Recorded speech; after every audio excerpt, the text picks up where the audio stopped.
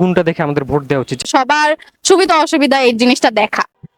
সততা, নিজের প্রতি গর্ব থাকবে না, জনসেবা, দায়িত্বশীলতা, নৈতিক গুণাবলী দেখে, জনগণের জন্য কাজ করে তাকেই ভোট দেওয়া উচিত। তার সততা দেখে, রাস্তাঘাট সুন্দর করা।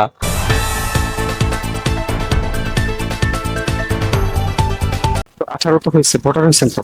আচ্ছা, একজন রাজনৈতিক নেতার কোন গুণটা দেখে আমাদের ভোট দেওয়া উচিত? একটা গুণের কথা বলবেন।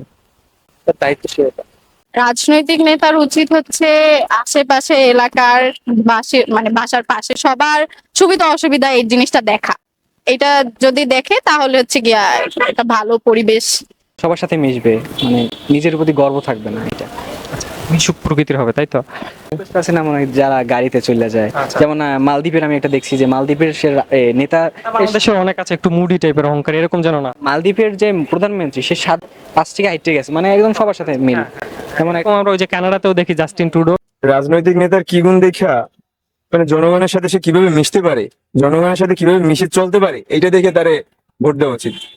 জনগণের কিরকম কি উপকার করবে সেইটা দেখে তার ভোট দেওয়া উচিত। রাজনীতিবিদ তো সবাই মিশুক হয়, আপনি কোন গুণটা আপনাকে অ্যাট্রাকশন করবে? সবাই তো আর মিশুক না, আমার ওই এইটাই অ্যাট্রাক্ট করে আর কি। আর হচ্ছে মানে সমাজকে কিভাবে চেঞ্জ করতে হয়, নতুনত্ব আনতে হয় একটা সমাজে, সেই বিষয়গুলো দেখে। সততা, হ্যাঁ, সততা আর মানুষের প্রতি যে আর কি বেশি কাছে যে মানুষের এগুলো করতে পারে, সততাই। একজন রাজনৈতিক নেতার কোন গুণটা দেখে আমাদের ভোট দেওয়া উচিত? যে কোনো একটা গুণের কথা বলবেন।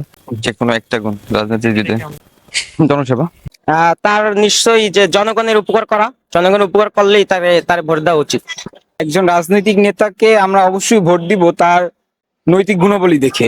রাজনীতিবিদ বা যে কোনো নেতা, আমরা তো নেতা বলি, বা নেতা কিন্তু যে কোনো সমস্যার জন্যই, সমস্যা সমাধানের জন্যই কিন্তু নেতা। সেক্ষেত্রে একজন রাজনীতিবিদের তার কার্যক্রম দেখে এবং তার উদ্দেশ্যটা দেখে উচিত। কারণ হচ্ছে কেউ রাজনীতিবিদ হয় নিজের স্বার্থের জন্য, আর কেউ রাজনীতি করে জনগণের জন্য। যে জনগণের জন্য কাজ করে তাকেই ভোট দেওয়া উচিত। একজন রাজনৈতিক নেতার ভোট দেওয়া উচিত তার সততা দেখে।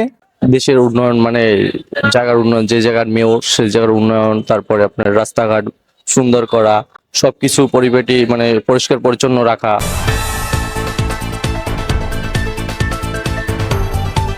People's Paradigm with Himu Akash.